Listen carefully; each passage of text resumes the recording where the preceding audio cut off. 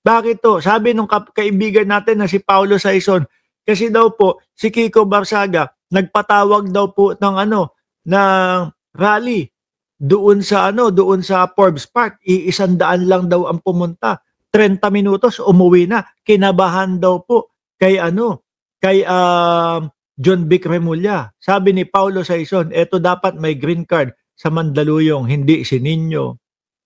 Pero wag na natin pag-usapan si Kiko, Paulo Saison. Bukas daanan kita, kukuha ako ng isda. Wag na natin pag-usapan si Kiko kasi laos na ho yan, mga bossing, para sa mga DDS. Ngayon po, yung sikat ang pag-usapan natin. Tulpo, napaka-bakamura. Yan. Ito ho ang sumisikat ngayon, mga kababayan, ha? Ito ho ang sumisikat ngayon, mga boss G. Pamuser. Wala pong iba kundi si Anjo Iliana. Tinira na si Tito Sen. Binanata na si Alan Kay. Sinabi na booking daw si James Shop.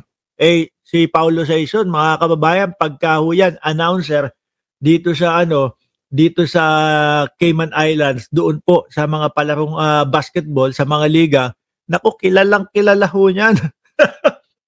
Sandali, kilala ho ni Paulo Saison, mga kababayan, kung sino si James Shop, mga bossing. No, kaya naman, todo tanggol kay James Shop. Sabi ko nga high school pala, college pa lang yan, sinusubaybayan na. Diba? College pa lang, sinusubaybayan na. Iba't ibang mga universidad ang gusto makuha si James Shop. May mga iba't ibang alok na. Kaya ako hindi naniniwala doon sa sinasabi nitong si Anjo Iliana na sapatos lang daw po o rubber shoes lang daw po ang kapalit ni James Shop nung naibuking ni Alan Kay. No, eto si Tulpo naman po ang babanatan ni Anjo Iliana. Kung maalala niyo po, natulpo ito dahil nga po doon sa eskwelahan yata nila yun eh.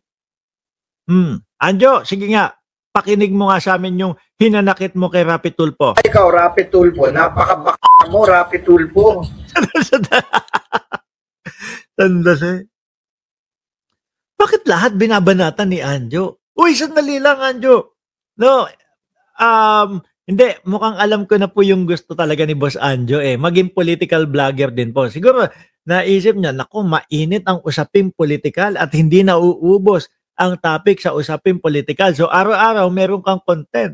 Pero hindi ganyan ang pagiging political vlogger, pagiging political vlogger. Anjo, madidemanda ka niyan sa ginagawa mo. Wag ka, naku, style DDS yan Yung tipo bang, sabi ng sabi, banatan ko sa'yo, ganito, hindi naman ako papatulan nun Hindi kapag kayong talagang madiinan na yung sinasabi mo, tapos walang katotohanan, syempre napipikon din yan. Hindi naman porket sasabihin nyo, naku, balat sibuyas ka pala. No? Binanatan lang kita o may nasabi lang ako sa iyo ganito, balat sibuyas ka pala, nagkaso ka. Paninirang puri kasi. Yung mga banat ni Anjo. O sige, Rapi Tulpo, Senator, bakla ka daw po, sabi ni Anjo. Unang araw, inimbita mo ako. Yeah. Ha? Unang araw, inimbita mo ako. Nagkaayos tayo, nagkakamay tayo. Tapos hindi man ako inimbita ng second, third, fourth, fifth, sixth day. O bakit? Siguro sabi ni Rapi Tulpo, wala tayong makukuhang dito kay Anjo Iliana. Diba? Kaya natulpo sina Anjo at Ryan dahil sa peking diploma, no? At di accredited ng TESDA. Sabi ni Shiro Kansaki, sinagot naman ni Anjo Iliana yun Diba? Sinagot po ni Anjo Iliana yun, mga bossing. Ano sabi niya? Peking diploma. Di peke. Ganun. Di po ba tumapang nung naging kakampi ang mga DDS? Sabi ko naman sa inyo, Chi, di ba? Ang mga DDS, ang gusto lang niyan, magsalita ka ng laban sa presidente. Magsalita ka ng laban kay Martin Romualdez. DDS ka na nun. Tingnan nyo si Maharlika. Diba, kahit hanggang ngayon po, wala pa din silang napapatunayan ni isa sa presidente, mga kababayan. Diba? Pero ano, sinusundan nila, grabe yung views kay Maharlika dati, 8,000, 10,000, 11,000. Di po ba? 6,000 yata ang pinaka ano, mahinang views eh. Kay Maharlika nung panahon na talagang sukdulan yung pagsisinungaling eh. Ngayon, ilan? Nakikita ko minsan 500, 400, oh, ganun na lang, 800. Di ba? Nagsalita ng laban sa Pangulong Bongbong Marcos, sinuportahan ng mga DDS. Si Morales na kalbo. Oh, merong ano naman yun. Meron namang Pidea Liceo. Si Roque. Oh, ewan ko kapag pag binabalita ang ginagamit na picture ni kay Roque, yung parang nakabuka ho yung bunganga, nakala mo kasyang ipasak po yung galata na sardinas, ang sukat, mga bossing. Hindi ko alam kung bakit yung mga news company yun lagi yung mga ginagamit na litrato ni Roque. Nakabuka yung bunganga. Tapos kala mo kayang ipasok sa loob yung galata na sardinas. Tapos si Kiko Barsaga naman no. Tapos ngayon eto na Anjo Iliana. Sabi ni Mac Roas Miranda, magkano kinikita sa YouTube ng 8,000 views? Hindi, yung kay Maharlika noon 8,000 viewers. No? Kapag katapos ng live stream no, siguro mga 50,000 ano na agad 'yon, mga 50,000 to 60,000 views na agad 'yon. No? 'Yun, ang laki no kinikita. Ngayon wala na eh. Halos onti na lang po ang nanonood. Ngayon si Anjo Iliana ang sikat. Hindi ko malang madepensahan yung sarili ko. Napakaduwag mo naman. Kaya gusto kong manalo.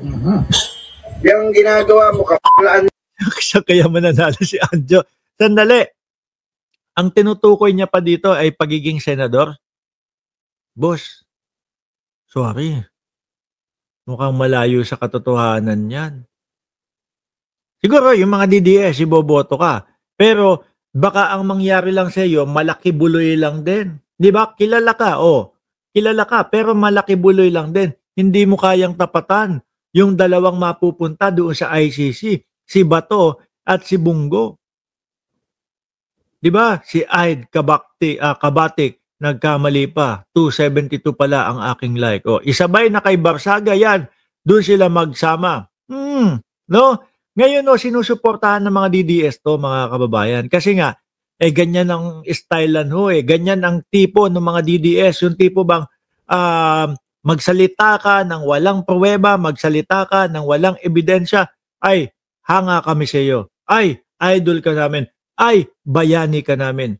Yung tipo bang pang sintu-sintu style, sabi ni Maxip, sintu-sintu na senador. No way, Anjo. Sabi niya, kung meron daw pong sintu-sinto doon sa Congress, siya naman daw yung para sa Senado naman. Yan, yung kaduwagan yan, yung babanat ka ng babanat, wala naman doon yung kausap mo. Parang yung kay Tito Sen, nagulat na lang si Tito Sen. Parang yung kay Tito Sen, nagulat na lang si Tito Sen, binanatan niya ng binanatan. Ano, Tito Sen? No? Ano, Tito Sen?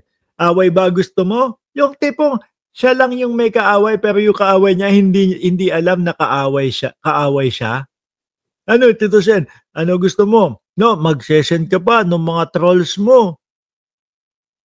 Mahina din po si Anjo, mga bossing. Dehins po pwede yung iyakin sa political vlogging. No? Pagka bumanat ka, expect mo may babanat sa iyo. Hindi pwede yung banat, ikaw lang ang babanat ng babanat, tapos kapag kayo binabanatan ka na, iiyak ka. Diba? Dito, kailangan marunong kang tumanggap ng banat. Ganon, Anjo. No?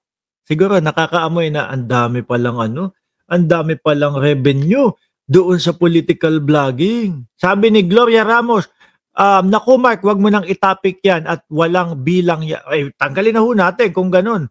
Ma'am Gloria Ramos, nakikinig ako sa inyo. Inalis ko na po si Anjo Iliana.